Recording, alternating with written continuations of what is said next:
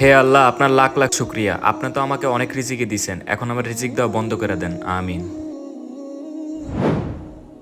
হে আল্লাহ, প্রতিদিনই শুকনা রুটি খেয়ে জীবন পার করতেছে। আল্লাহ, তুমি একটু আমার দিকে তাকাও।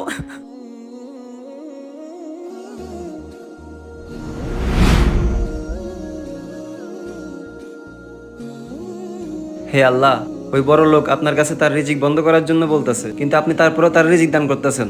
আর এদিকে ওই গরিব না খেয়ে মরতেছে, ও আপনার কাছে রিজিক চাইতেছে, কিন্তু আপনি তার রিজিক দান করতেছেন না। হে আল্লাহ, আপনার বিচার এমন না ইনসাফি কেন আল্লাহ? শোন, ওই যে বড় লোক আছে ওরে বলবি প্রতিদিন আল্লাহ তাআলা শুকরিয়া আদায় করা বন্ধ করে দিয়ে, তাইলে ওর রিজিক বন্ধ হয়ে যাইব। আর যে গরিবটা আছে ওরে বলবি প্রতিদিন আল্লাহ তাআলা শুকরিয়া আদায় করতে, তাইলে ওর রিজিক খুলে যাইব। আল্লাহু আকবার।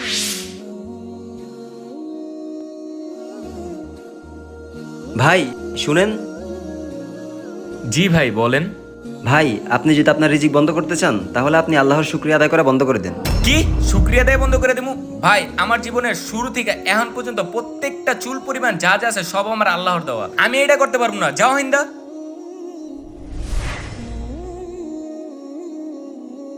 ভাই বাড়িতে আছেন?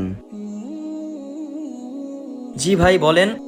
ভাই, আপনি যদি আপনার রিজিকে বরকত চান, তাহলে আজকে থেকে আল্লাহর শুকরিয়া আদায় করা শুরু করে দেন। শুক্রিয়া আদায় করব? কিসের শুক্রিয়া আদায় করব? এই ছিঁড়া গেঞ্জির নাকি এই ভাঙা ঘরের? ভাই, আল্লাহ তাআলা আপনাকে রিজিক দান না করার কারণ হচ্ছে এটাই। আল্লাহ তাআলার দেওয়া প্রত্যেকটা রিজিকের উপরই শুকরিয়া আদায় করতে হয়। তার কারণ আল্লাহ তাআলা দিয়েও পরীক্ষা করেন এবং কি নিয়েও পরীক্ষা করেন।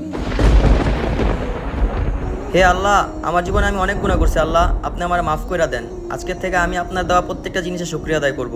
আমাদের যার যা কিছুই আছেন সবই আল্লাহর দান, তাই আল্লাহর শুকরিয়া আদায় করতে ভুলবেন না।